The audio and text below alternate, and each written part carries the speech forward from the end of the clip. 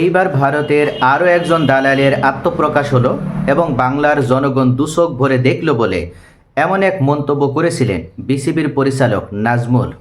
অথচ কিছুক্ষণ সময় যেতে না যেতেই তার এই পোস্টটি যখন সকলের সামনে আসে তখন এটার পক্ষে যেমন আলোচনা হয়, ঠিক তেমনইভাবে এটার বিপক্ষেও কিন্তু ব্যাপক পরিমাণে সমালোচনার মুখোমুখি হতে হয় এই পরিচালককে। এরপর পরে তিনি পোস্টটি ডিলিট করে দেন। তবে কিছুক্ষণ আগে আজকে আবার হঠাৎ করে তিনি আরেকটি পোস্ট করলেন এবং এই পোস্টের মাধ্যমে তিনি ক্লিয়ার করে জানিয়ে দিলেন কেন তিনি এই পোস্টটি করেছিলেন এবং তামিম ইকবালকে কেন তিনি ভারতের দালাল বললেন এবং সত্যিকার অর্থে তার এই বিষয়টি কতটা গুরুত্ব সহকারে নেওয়া উচিত বাংলাদেশের জনগণের, ক্রিকেট প্রেমীদের, এমনকি ক্রিকেট লাভারদের। বন্ধুরা, মুস্তাফিজ ইস্যুতে বাংলাদেশ ক্রিকেট দল যখন ভারতে নিরাপত্তা ঝুঁকিতে রয়েছে, এমনকি মাননীয় ক্রীড়া উপদেষ্টা বিষয়টা আন্দাজ করতে পেরে আসন্ন টি-20 বিশ্বকাপে বাংলাদেশের ম্যাচসমূহ ভারত থেকে শ্রীলঙ্কায় স্থানান্তরে বিসিবিকে আইসিসির সঙ্গে আলোচনা করতে বলেছেন।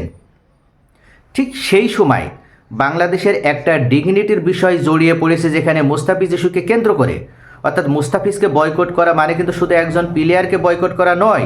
এখানে বুঝতে হবে যে ভারত একটা বৃহত্তম রাষ্ট্র এবং আইসিসিতে তাদের হয়তো প্রভাব থাকতে পারে, এমনকি তারা আইপিএলের মতন হয়তো একটা বড় ফ্র্যাঞ্চাইজি লিগও তারা আয়োজক।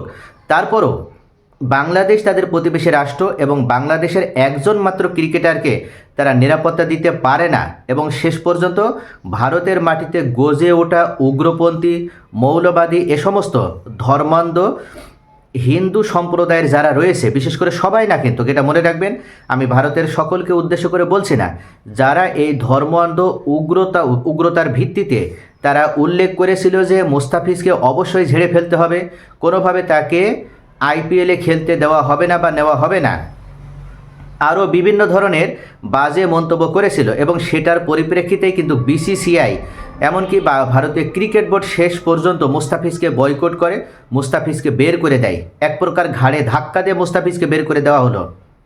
এর পরের চিত্র তো আমরা সকলেই জানি। বাংলাদেশ এই বিষয়টি যদি স্বাভাবিকভাবে গ্রহণ করত তাহলে কিন্তু আজকে এতটা আলোচনা সমালোচনা হতো না।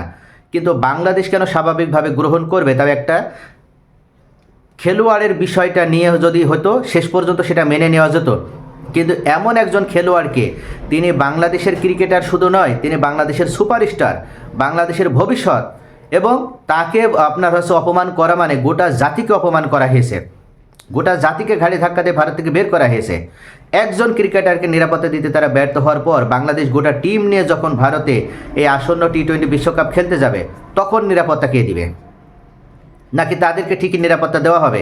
অথচ আইপিএলে 9.20 কোটি রুপিতে মুস্তাফিজুর বিক্রি হয়েছিল বলে মুস্তাফিজকে এই টাকাটা থেকে বঞ্চিত করা হবে, এই টাকা যেন বাংলাদেশ সরকার না পায়, এটার কারণে নাকি বাংলাদেশ কি যেন অর্থনৈতিকভাবে একটু স্বাবলম্বী হতে না পারে? বিষয়টা কি এই জায়গায়? তো বাংলাদেশ ক্রিকেট টিম যদি আপনার বিশ্বকাপে অংশগ্রহণ করে সেখানে কি তারা বড় ধরনের আর্থিক অনুদান পাবে না? সেখানেও তো তারা বড় ধরনের আর্থিক অনুদান পাবে। তাহলে ভারত এই ক্ষেত্রে তাদেরকে আপ্যায়ন করছে, তাদেরকে আসার জন্য আহ্বান করছে, বিশ্বকাপে তাদেরকে বিশেষ স্পেশাল অর্থাৎ সিকিউরিটি তারা প্রদান করতে চাচ্ছে। তাহলে মুস্তাফিজের ক্ষেত্রে এমন দ্বিমুখী নীতি কেন? এই জায়গাটা নিয়েই তো ভারতের প্রতি মানুষের একটা বিদ্বেষ তৈরি হচ্ছে এবং মানুষের মনে একটা ক্ষোভ তৈরি হয়েছে। ক্রিকেট লাভার যারা যারা ক্রিকেটকে ভালোবাসে, এমনকি যারা ক্রিকেট সম্পর্কে ন্যূনতম ধারণা রাখে না, তারাও কিন্তু ফুঁসে উঠেছে। আর সেই জায়গায় এই তামিম ইকবাল কেনা বলছে যে ভারতের সাথে আতাত করতে, ভারতের সাথে সম্পর্ক উন্নয়ন করতে, এমনকি তামিম ইকবাল বোঝাতে চেয়েছে যে আগামী 10 বছর হয়তো আমাদের উপর প্রভাব পড়বে আমরা যদি এই টি-20 বিশ্বকাপ বয়কট করি। আসলে কি বাংলাদেশ টি-20 বিশ্বকাপ বয়কট করতে চেয়েছে? বয়কট করতে চায়নি, বরং দেশ পরিবর্তন করতে চেয়েছে। যেহেতু এখানে কো হোস্ট হিসেবে শ্রীলঙ্কা রয়েছে, তাহলে ভারতের পরিবর্তে শ্রীলঙ্কা আমাদের ম্যাচগুলো হোক, কেননা হাইব্রিড মডেলে তো এই বিশ্বকাপ হচ্ছে, পাকিস্তানের ম্যাচগুলো শ্রীলঙ্কাতে হবে, তাহলে আমাদের ম্যাচগুলো শ্রীলঙ্কাতে হলে অসুবিধা কোথায়?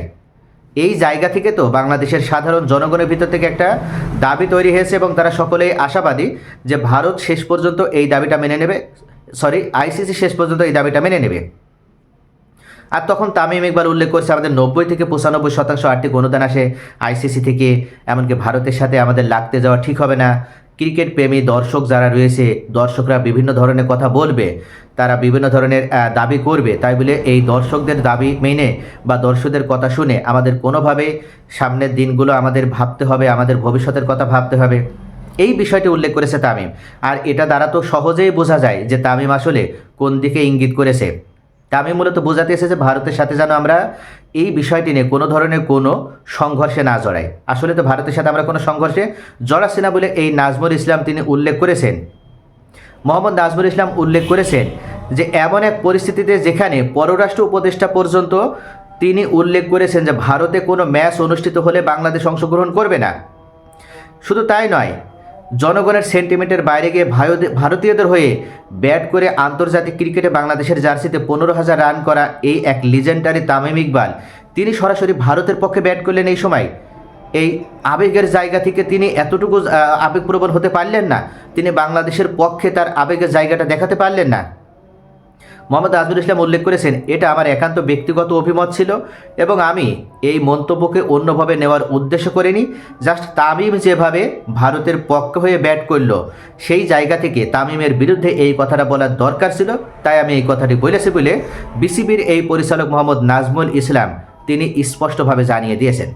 তো প্রিয় দর্শক, নাজমুল ইসলাম তার এই দ্বিতীয় পোস্টে এক বিষয়টি যে ক্লিয়ার করেছেন, এই বিষয়টি নিয়ে আপনাদের কি মনে হয় তামিম ইকবাল কি সত্যি ভারতের পক্ষে ব্যাট করেছে? আপনাদের মূল্যবান মতামত কমেন্টে জানান। সকলে ভালো থাকুন।